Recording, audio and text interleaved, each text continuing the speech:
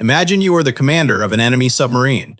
You have spent months tracking one of the most powerful warships ever built, the USS Gerald R. 100,000 tons of American steel moving through open water, and you have a torpedo solution. You have the range.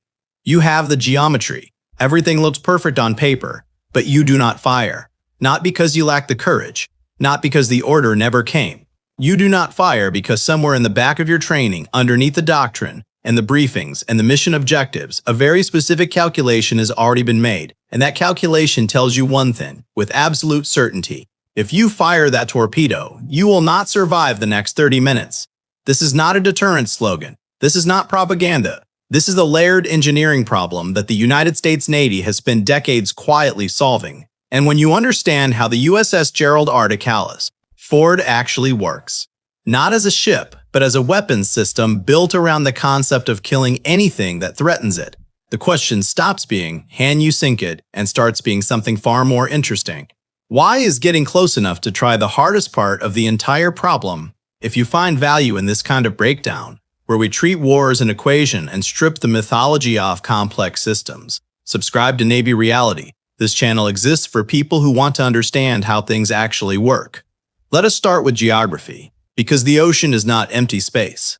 Most people picture a carrier strike group the wrong way.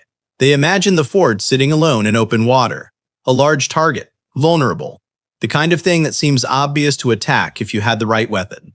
That image is wrong in almost every important way. The USS Gerald R. 2000 more. Ford never operates alone. By doctrine, by design, and by decades of operational refinement, it sits at the center of a formation that extends hundreds of miles in every direction. This formation is called a carrier strike group, and it is not a fleet in the old sense of that word. It is a detection architecture, a kill web, a system engineered around one core premise, that the threat must be found and destroyed long before it ever gets within weapons range of the carrier itself. Run the geometry. A modern heavyweight torpedo has an effective range of roughly 12 to 20 nautical miles, depending on the variant and the sea state.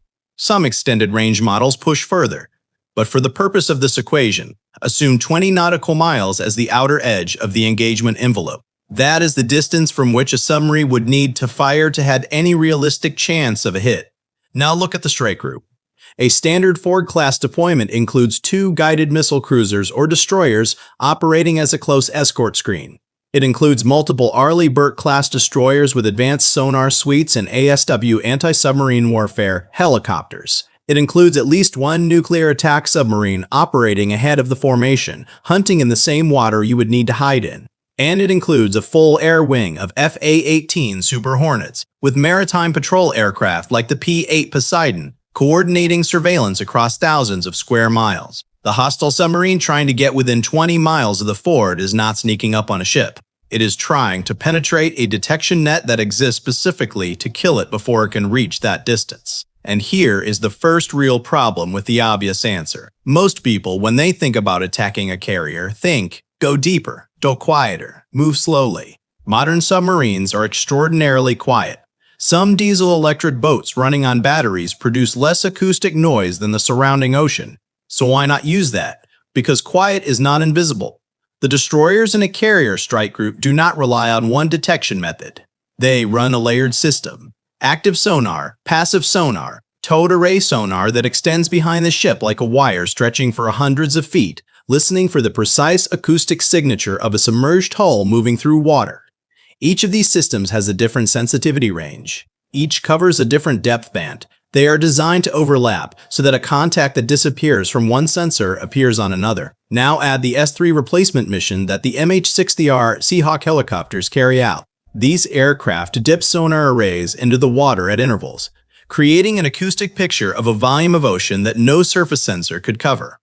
They drop sonobuoys, passive listening devices in patterns designed to cue on a contact and narrow its position, and when a contact is confirmed, they are already carrying the weapons to kill it. The submarine commander trying to approach the Ford is not moving through empty water. He is moving through a listening environment that has been carefully constructed around the carrier's projected track. The ASW screen is not reacting to him. It is designed to find him before he knows he has been found. But assume he survives that. Assume he is exceptional. Assume he gets through. Here's the second problem. He still has to fire. The moment a torpedo leaves the tube, the equation changes completely. Modern heavyweight torpedoes are not silent. They generate their own acoustic signature as they accelerate through the water. They are loud enough that surface ships, submarines, and sonobuoys within range will immediately detect the launch transient, the distinctive sound of the weapon entering the water. That sound is a locating event. It tells every ASW asset in the strike group exactly where the submarine is. Not approximately. Exactly. The torpedo's own noise, cross-reference between multiple sensors, gives the defending ships a firing solution on the launch point within seconds. And an Arleigh destroyer carries anti-submarine rockets called ASROC, anti-submarine rocket, that can put a homing torpedo in the water over the contact's position in under a minute. The attacking submarine has just announced its exact location to a strike group built around killing submarines, but the torpedo is still in the water. It is still running. So now look at the Ford itself. The Gerald R. Ford is not a passive target. It carries ANSLQ-32 electronic warfare systems. It carries torpedo decoys. And the Ford does something else. It moves. A 100,000-ton ship at 30-plus knots is not easy to predict. The effective range calculation a submarine makes before firing is based on the carrier's projected course and speed at the moment of the shot. By the time a torpedo has run 12 miles at 45 knots, that calculation is already decaying. A high-speed turn by the carrier, combined with active countermeasures, reduces the probability of hit dramatically. Run the math on the exchange. The attacking submarine fires 1 or 2 torpedoes, probably 2 for redundancy. The strike group now has confirmed the submarine's position and is already putting weapons in the water. The decoys are running. The carrier is maneuvering. And the probability of the attack succeeding against a prepared, dispersed, electronically sophisticated target is far lower than any range card suggests. Meanwhile, the submarine's survivability at that point is close to 0. Now zoom out, because the geometry gets worse before the torpedo question even comes up. The USS Gerald R. Ford carries roughly 75 aircraft. In a threat environment where submarine contact has been suspected or established, those aircraft are not sitting on deck.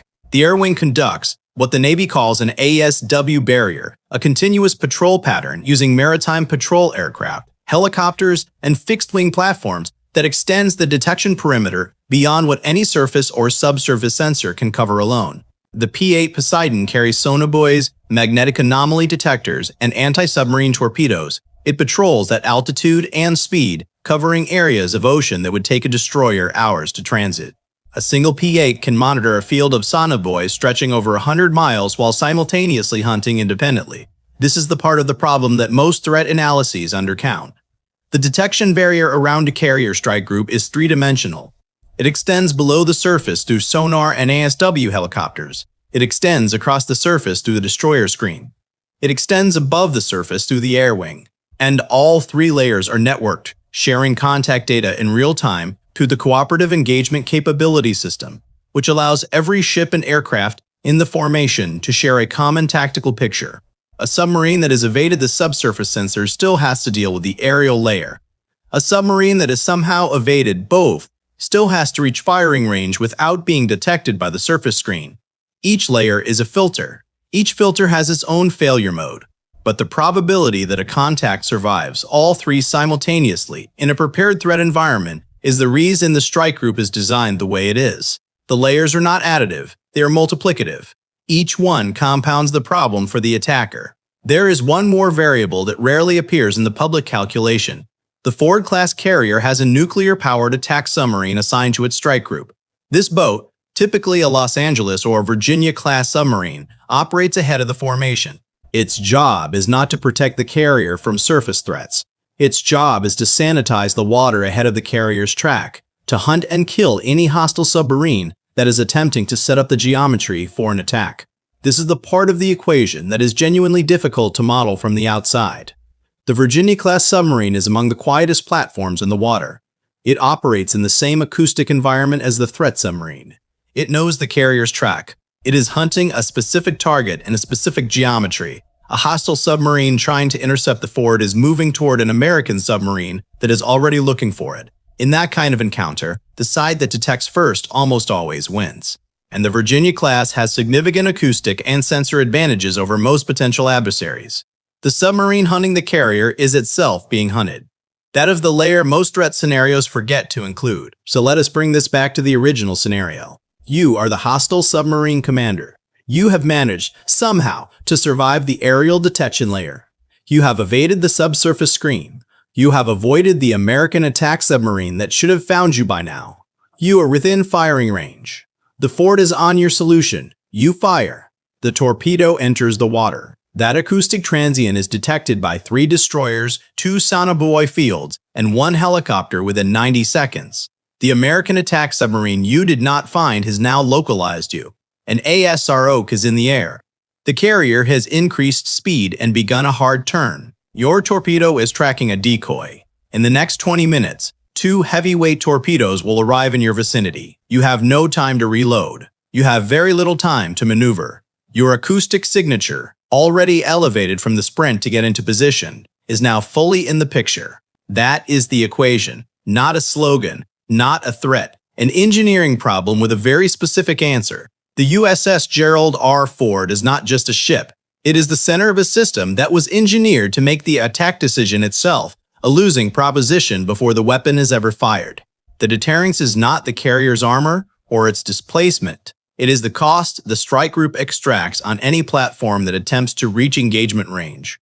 This is why the hardest problem for any adversary is not the shot. It is the approach. And the approach is what the entire architecture is designed to make impossible.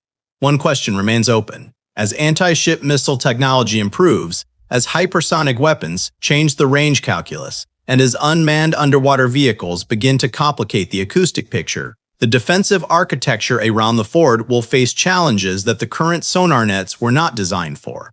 The question is not whether a carrier strike group is vulnerable in some abstract sense. Everything is vulnerable to something. The real question is whether the layered kill web can adapt faster than the weapons designed to defeat it. And the answer to that question is being written right now in laboratories, in fleet exercises, and in the quiet parts of naval doctrine that do not appear in public briefings. If this breakdown changed how you think about carrier defense, hit like. It helps more people find this analysis. And drop a comment. Do you think the layered kill web can adapt fast enough against hypersonic threats? I read every response. That equation is still running.